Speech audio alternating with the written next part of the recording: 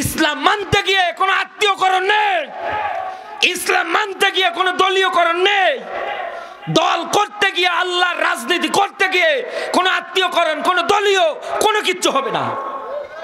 ইতিহাস মেলান, হযরত আবু বকরের খেলাফতের লম্বা দায়িত্ব পালন করার পরে এই আবু বকরের মতো মানুষ আল্লাহর কাছে কেঁদে কেঁদে ডাক দিয়ে বলছে, আল্লাহ তুমি আমাকে মানুষ বানিয়েছো, মানুষ না বানিয়ে যদি আমাকে গাছের লতা পাতা বানাতে, পশু পাখি খেয়ে হজম করতো, তোমার কাছে হিসাব দেওয়া লাগতো না। কি ভয় তাদের, কি চিন্তা টেন্ডেন্সি তাদের। হযরত ওমর রাতের বেলা মানুষের বাড়ি বাড়ি খোঁজ নিচ্ছে, কে কেমন আছে, কার বাড়িতে খাবার আছে, কার বাড়িতে নেই। আর আপনি এমন দল করেন, আপনার দলের মধ্যে গরিব মানুষদের লক্ষ লক্ষ চাউলের বস্তা আপনি নিজে মেরে খেয়েছেন। এগুলো বলতে গেলেই তো বলেন হ্যাঁ রাজনীতি করার কোন দরকার। আল্লাহর রাসূল নিজে রাজনীতি করেছে, রাজনীতির পথ দেখিয়ে দিয়ে গেছে, এইভাবে রাজনীতি করো। এখন যদি বলেন আমি মানি না, তাহলে আপনি মুসলমানের কাতারে নেই, আপনি অন্য কোনো কিছু হয়ে বসে আছেন। চাঁপাইনবাবগঞ্জবাসী মনোযোগ দেবেন। জাহান্নাম থেকে এই জায়গার মধ্যে আমরা যেহেতু বাঁচতে এসেছি, দেখি তো আল্লাহ কোরআনের মধ্যে আমাদের জাহান্নাম থেকে বাঁচার জন্য কি তথ্য দিয়েছে।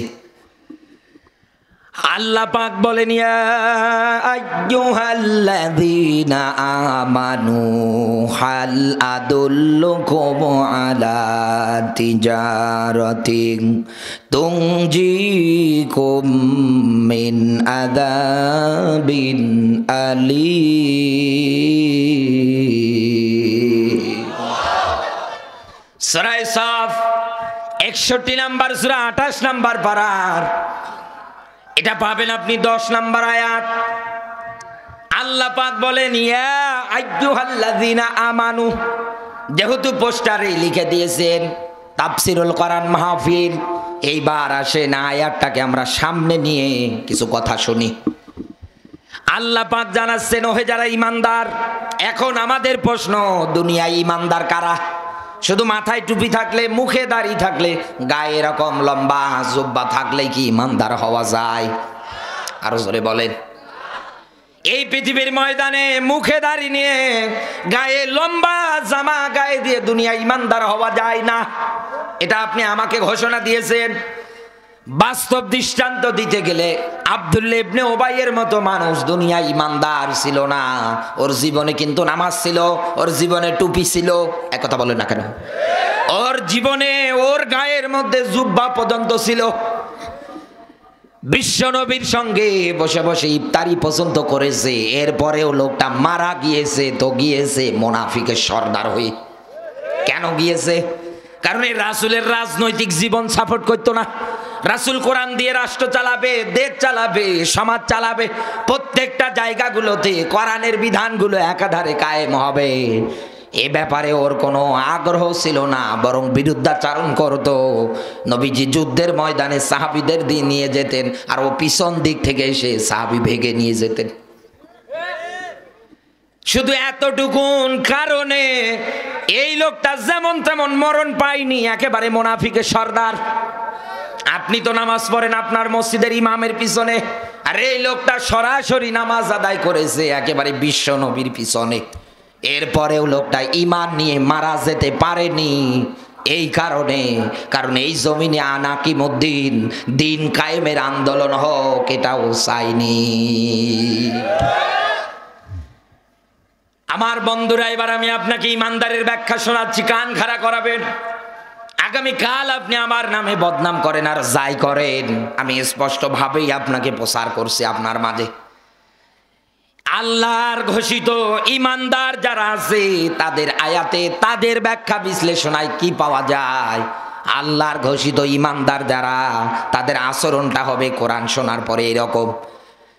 আল্লাহর নবী নবী মুহাম্মদ রাসূলুল্লাহ সাল্লাল্লাহু আলাইহি ওয়াসাল্লামের সাহাবীদের সামনে করা হতো কোরআন যখন বলা হতো, তারা চোখের পানি ফেলে দিত আর পিছনের জীবনের দিকে তাকাতো, হাউমাউ করে কাঁদতো আর ডাক দিয়ে বলতো, ইয়াকুলু ইয়া লাইতানি কদ্দামতু লিহায়াতি।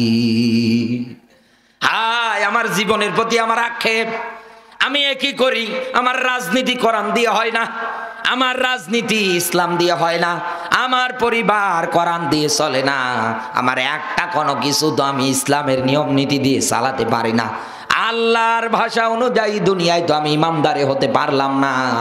কথা বলে না কেন? সাহাবীরা এই ভয়গুলো অর্জন করে করে হাউমাউ করে কাঁদতেন, যাদের আগে পরে জীবনের সব অপরাধগুলো আল্লাহ মাফ করে দিয়েছিলেন।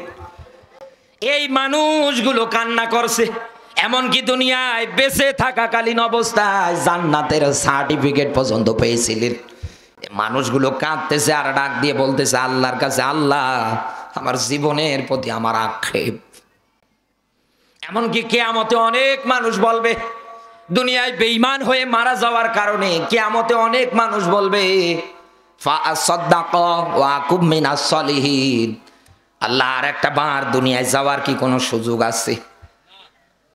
আল্লাহ যদি থাকে তুমি আমাকে আরেকটা বার দুনিয়ায় পাঠিয়ে দাও, এইবার দুনিয়ায় যাওয়ার পরে তুমি আমাকে যে সম্পদ দিয়েছিলে, যে টাকা পয়সার মালিক বানিয়েছিলে, ওইগুলো আমি তোমার রাস্তায় দান সাদগা করে দেব। শেষের ব্যাখ্যা সলিহীন, আমি নেককার সৎ কর্মশীল মানুষ হব। আল্লাহ কি আপনাকে আসতে দেবে? আরো জোরে বলেন।